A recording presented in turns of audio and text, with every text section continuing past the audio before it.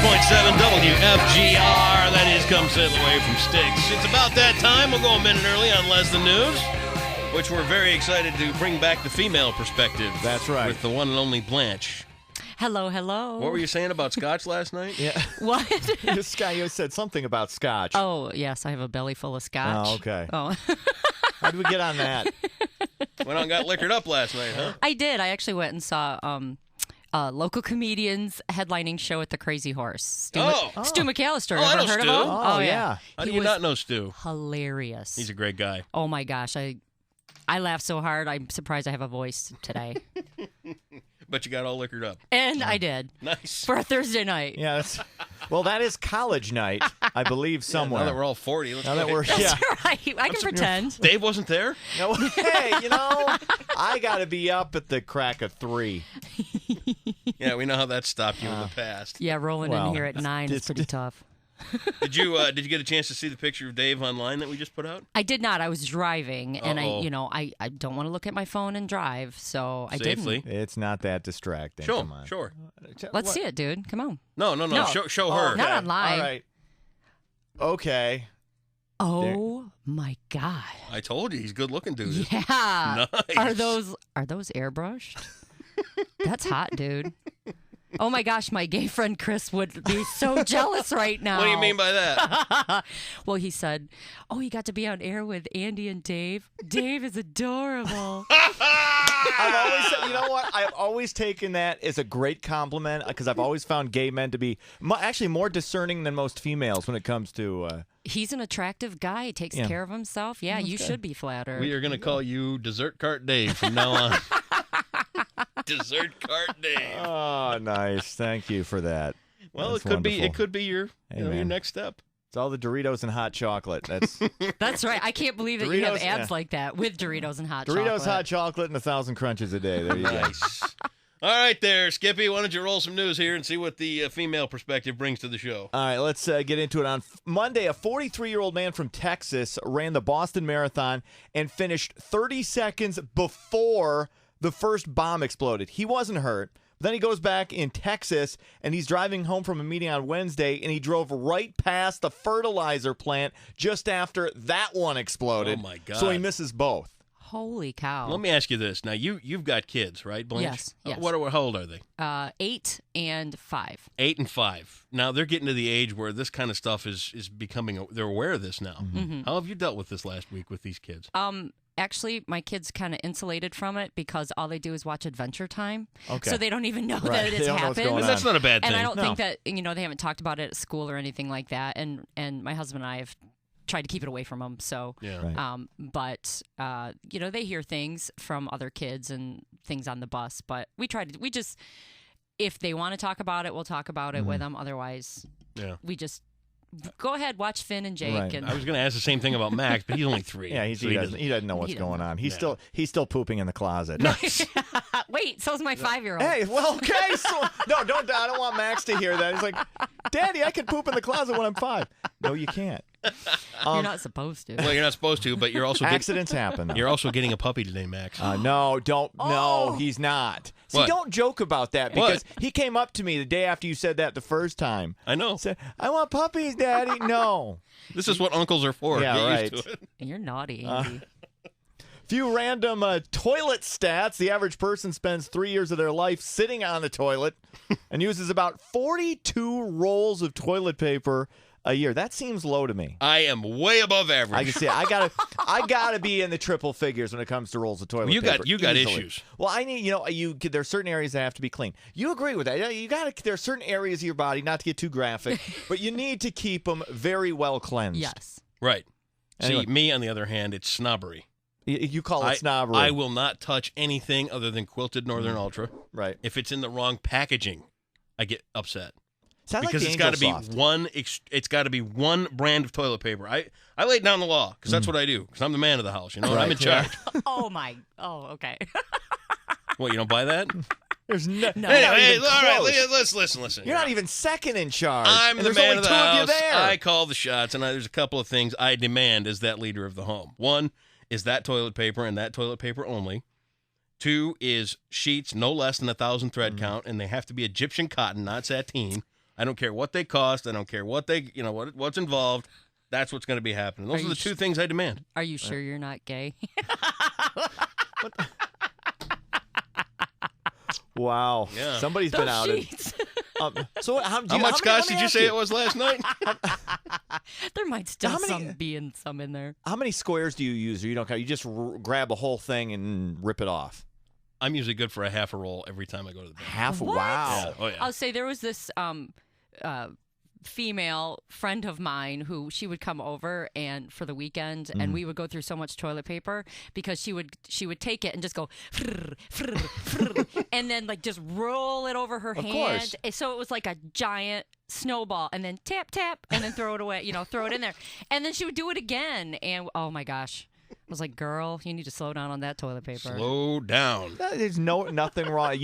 Ladies, use as much of it as you need to. That's right. Hey, speaking of ladies, a new trend among women getting tattoos to make their nipples darker. Hey! Are you kidding me?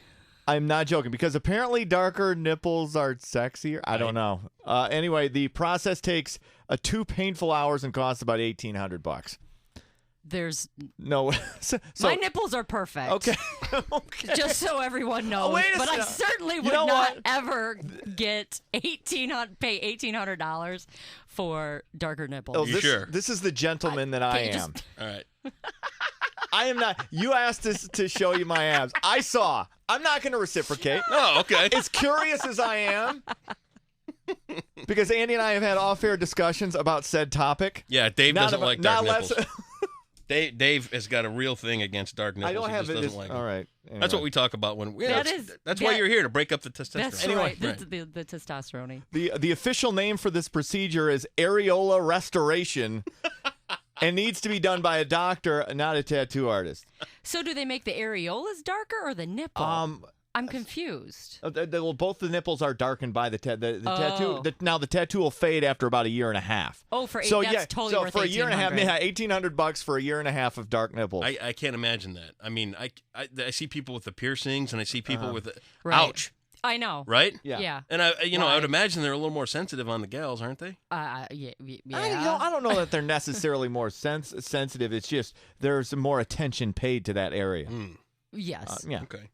Researchers in Australia have looked at. No, you're looking at yours. I was looking at mine to see if I should darken them up. Yeah.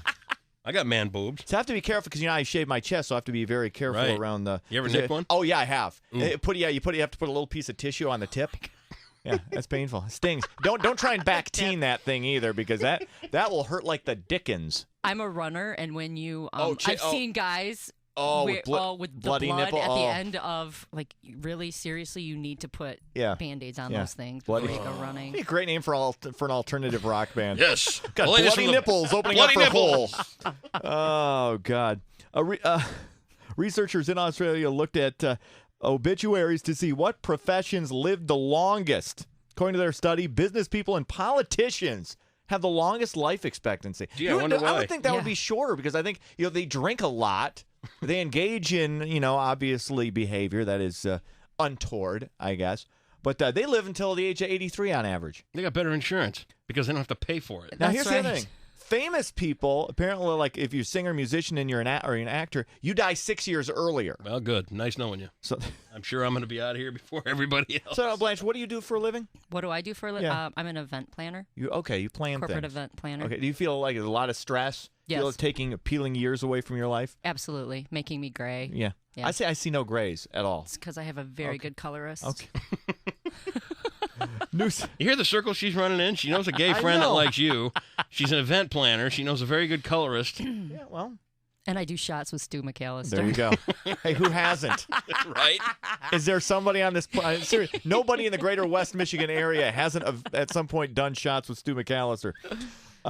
Finally, a new survey asked Americans which drugs they've tried at some point in their lives. 99% have tried alcohol. Yeah.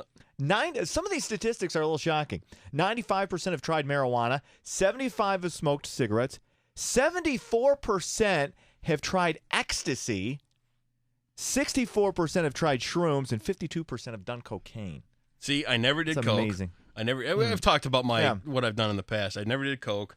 Pot, yeah, sure. I mean, big deal. Alcohol, that's been Yeah. well documented. And the only other thing I tried acid one time. Yeah. I hated it. Really? Hated every second of it. It was awful. I thought it was fun. But perhaps it just depends on your perspective. I drove by. Wait, were we together? It was at Top of the Rock. It could have been. You dropped acid at Top of the Rock? Yeah, one night. Why not, What else is there to do? I in was driving Sparta? home, and I turned the corner onto 10 Mile by the Bow Tie Bar, and the stop sign was waving at me. And I laid in bed awake. And freaking out for the next 12 hours until it finally all wore off, and then I got up from out of there. Oh, God. Yeah, that's as far as I ever went. Oh, nice. Did he have arms waving at you? Yeah, the stop sign was okay. waving at me. I'm like, God, So that you never had that experience with your No, trips? I didn't. They are called trips. I'm not up with the hip drug vernacular. Right. They were called trips, though. A trip. Right? It's a Yeah. trip. Yes, I did not enjoy my trip. Yeah. I never smoked pot until I was like 35. Really? The first time I ever tried it. Wow. Seriously. And then you ate a whole bag of Doritos. Then I see that got me back into a Funyun addiction because it was that's what it's a gateway to Funyuns and Pixie Sticks. It is.